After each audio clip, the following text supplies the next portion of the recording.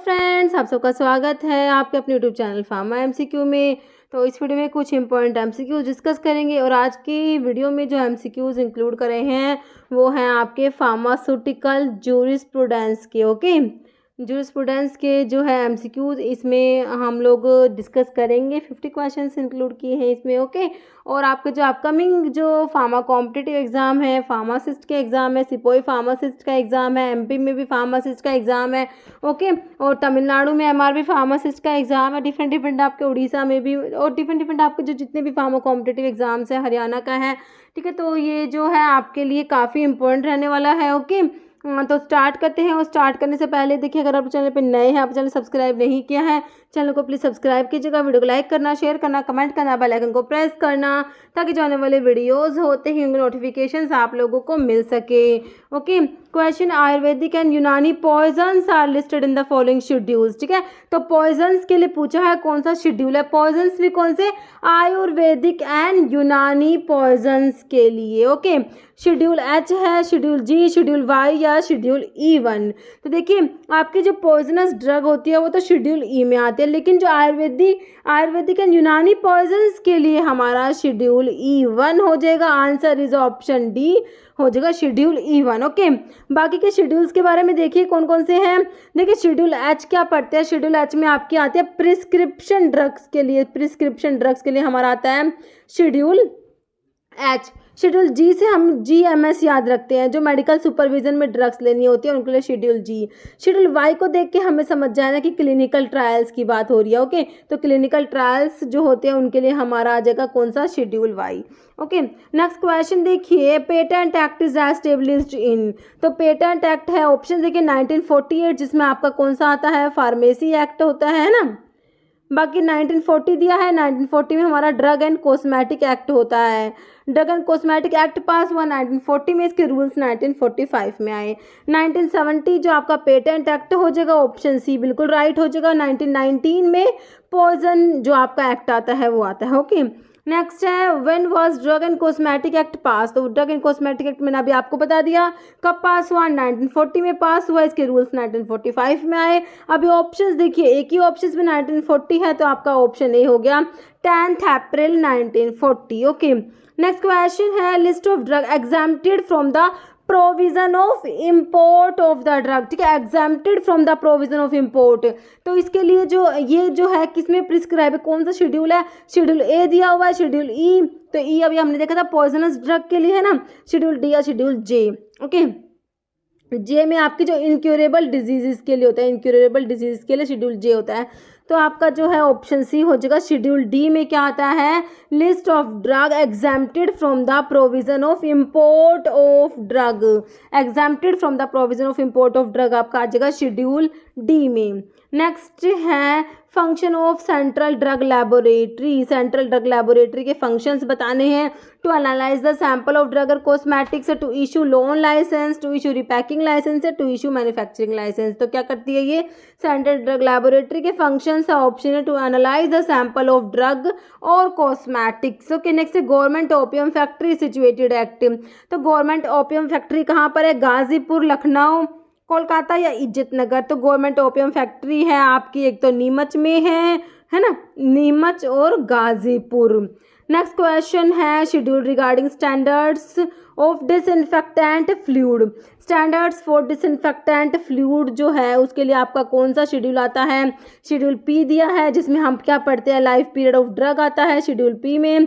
Schedule ओ में standards for disinfectant fluid आता है, जो हमारा आंसर हो गया ऑप्शन बी राइट हो गया। जे में जो इनक्यूरेबल डिजीज मैंने आपको बताया। आर में mechanical contraceptive, standards for mechanical contraceptives. Okay, next है, schedule corresponding to proforma for application for licence issue and renewal of licence and for sending memoranda under the drug and cosmetic act. ठीक है, तो इसमें जो applications आ गया ना, तो इसके लिए आपका शेड्यूल हो गया, शेड्यूल ए की बात हो रही है। ओके, तो शेड्यूल ए में आता है क्या? आता है proforma for application for licence issue and renewal of licence and for sending memoranda under the drug and cosmetic act. Answer is option C हो जाएगा, शेड्यूल ए की बात हो रही है। ओके, नेक्स्ट क्वेश्चन है poisonous drug has covered in. तो poisonous drug के लिए मैंने अभी आपको बताया, कौन सा बताया, शेड्यूल ई बता दिया है ना, तो आपका आंसर हो जाएगा ऑप्शन ए हो जाएगा, शेड्यूल ई। शेड्यूल एफ में आपके ब्लड बैंक्स आ जाएंगे, वाई में क्लिनिकल ट्रायल्स, एक्स में जो habit forming narcotic drug, psychotropic substances, ये सब आ जाएंगे। जैसे cure for blindness is an example of the following advertisement, prohibited, exempted, permitted या बोनाफाइड। तो ये क्या हो जाएगा, प्रोहिबिटेड एडवर्टीजमेंट का एग्जाम्पल है cure for blindness. Okay, next है drug inquiry committee appointed by government of India is also known as, तो इसको क्या बोलते हैं, चोपड़ा कमेटी बोलते हैं। ओके, ऑप्शन बी हो जाएगा चोपड़ा कमेटी। नेक्स्ट है which of the following is not a function of central drug standard control organisation. इसकी फुल फॉर्म काफ़ी इंपॉर्टेंट है, CDSCO। CDSCO की जो फुल फॉर्म है काफ़ी बार एग्जाम में आती है, central drug standard control organisation होती है। तो कौन सा फंक्शन नहीं है CDSCO का, approval of new drug, granting permission to conduct clinical trials, setting standards for drug and cosmetic, diagnostic and medical devices या control of price of bulk drug and formulation. तो प्राइस से इसका नहीं लेना देना, तो आंसर हो जाएगा हमारा ऑप्शन डी हो जाएगा, control of price of bulk drug and formulation. क्योंकि आपसे पूछा था कौन सा फंक्शन नहीं है, तो ये ही फंक्शन नहीं है, बाकी तीनों इसके फंक्शन है CDSCO के। जैसे code of pharmaceutical ethics which lay down standard for professional conduct of A pharmacist is framed bye, ठीक है, कोड ऑफ फार्मास्यूटिकल इथिक्स जो है इज फ्रेम्ड बाय, तो बताइए ministry of health and family welfare, IP Indian pharmaceutical association, PCI pharmacy council of India या WHO world health organization. Answer is PCI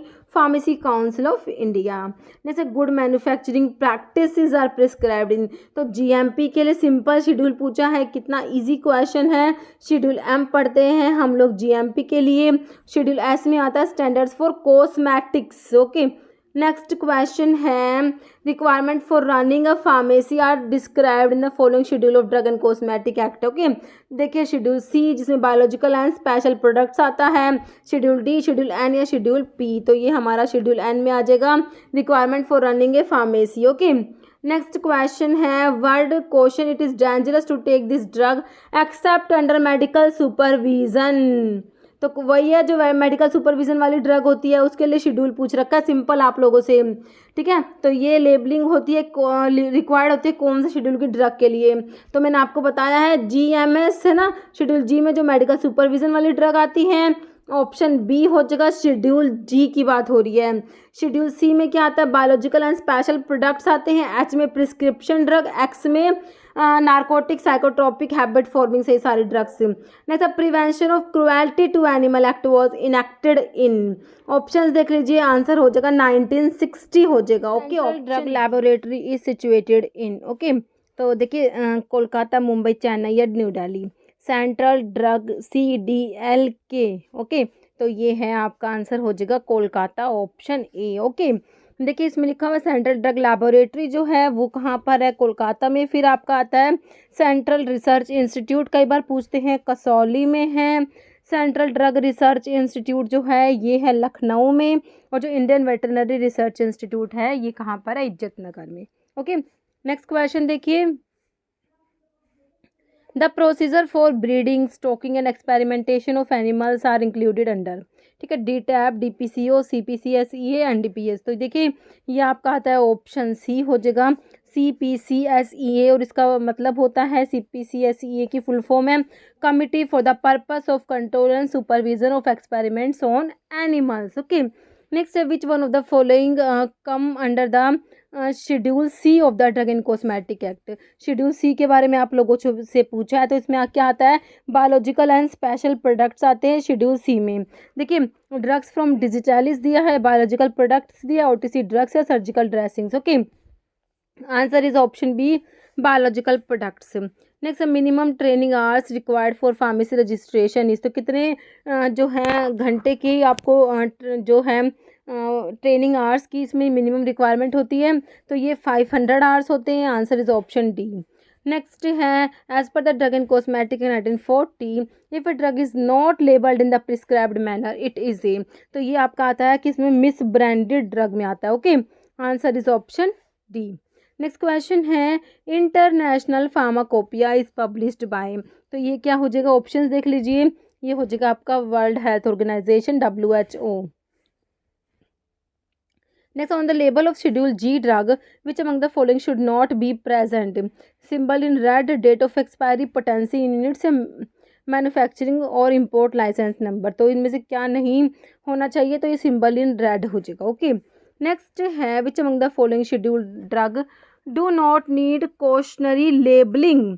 तो schedule जी, schedule x, schedule H तीनों पे चाहिए, बाकी आंसर हो जाएगा ऑप्शन 4 हो जाएगा शेड्यूल बी। ओके, नेक्स्ट है first pharmacy council of India was constituted इन। ठीक है, देखिए फार्मेसी एक्ट जो है वो आपका पास हुआ था 1948 में, और फर्स्ट PCI का कॉन्स्टिट्यूशन हुआ था 1 साल बाद, मतलब कि 1949 में। Okay, answer of this question is option 3 1949।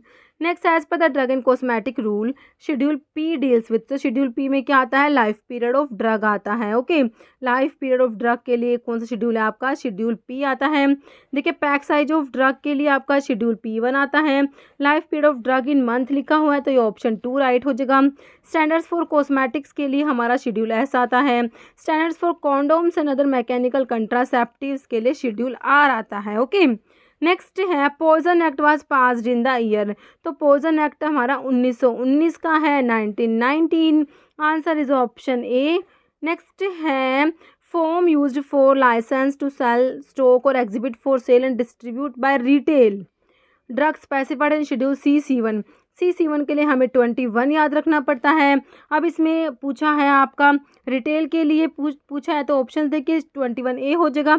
अगर होलसेल के लिए होता तो 21B हो जाता। Okay, answer is option C 21A, form 21A। Next है the schedule to which list of drug to be sold on prescription only. ठीक है, तो लिस्ट ऑफ प्रिस्क्रिप्शन ड्रग, तो ये आपको पता ही है, सिंपल है, ऑप्शन ए शेड्यूल एच में आता है। प्रिस्क्रिप्शन ड्रग आ जाएगा शेड्यूल एच में, है ना। प्रिस्क्रिप्शन ड्रग के लिए शेड्यूल एच आ गया। शेड्यूल जी मैंने बहुत बार बता दिया आपको, मेडिकल सुपरविजन में जो ड्रग लेने हैं GMS से याद रख सकते हैं। वाई के लिए हमारा क्लिनिकल ट्रायल हो गया, है। क्लिनिकल ट्रायल के लिए कौन सा हो गया, शेड्यूल वाई।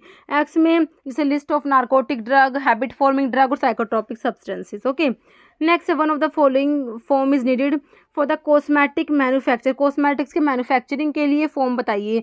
फॉर्म नंबर 36, 32, 20 या 24। तो ये 32 हो जाएगा, ऑप्शन बी। ओके, देखिए कॉस्मेटिक्स के लिए मैन्युफैक्चरिंग के लिए फॉर्म नंबर होते हैं 31, 32। 31 तो अप्लाई करने के लिए होता है, और जो लाइसेंस इशू होता है वो आपका 32 में।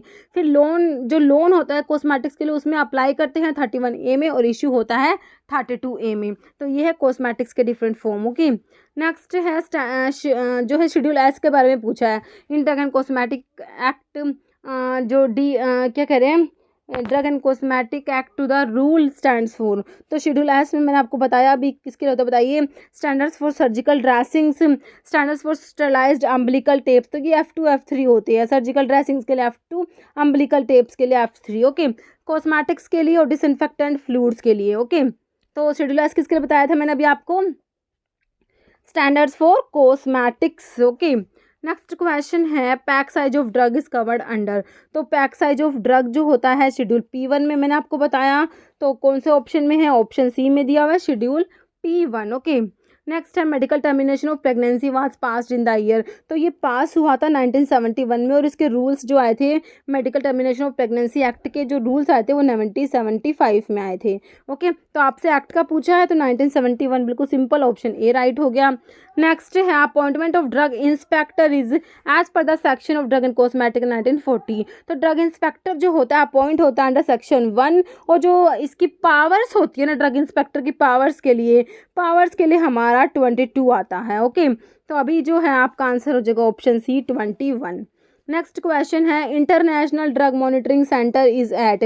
तो कहाँ पर है ये, अपसाला स्वीडन, ऑप्शन जो है ए राइट हो जाएगा।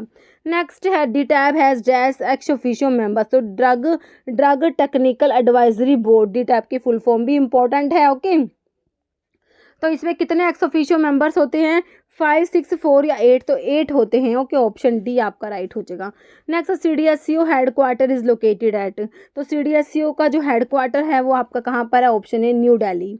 ओके, नेक्स्ट ये CDSCO की फुल फॉर्म लिखी हुई आपको पता ही है, central drug standard control organization. Next, aspirin sodium comes under. तो एस्पिरिन सोडियम कौन सी जो है शेड्यूल में आती है? होता है इसमें तो जो GMS है ना, मेडिकल सुपरविजन वाली ड्रग आती है। H में प्रिस्क्रिप्शन ड्रग आती है। J में इनक्यूरेबल डिजीज आती है। बचा क्या शेड्यूल? W में क्या आ जाएगा? एस्प्रिन, जिसमें W में क्या आता है? शेड्यूल W में क्या आता है? जेनरिक ड्रग्स के लिए होता है। ओके, नेक्स्ट है example of schedule G drug. तो शेड्यूल जी की जो ड्रग कौन सी है? मेडिकल सुपरविजन वाली। देखिए कौन सी दी हुई है? मेटफॉर्मिन, जो किस में आता है आपका? और हाइपोग्लाइसेमिक्स में इनालाप्रिल, सिफरॉक्सिन में बारबिटल। तो ये आ जाएगा ऑप्शन ए, मेटफॉर्मिन आ जाएगा। नेक्स्ट है standards for disinfectant fluid comes under. तो डिसइंफेक्टेंट फ्लूइड्स के लिए देखिए कौन सा शेड्यूल है? शेड्यूल ओ दिया है। शेड्यूल आर जो मैकेनिकल कंट्रासेप्टिव्स के लिए, एस में वही कॉस्मेटिक्स आ जाएगा, ई में जो पॉइजनस ड्रग आ जाएगी।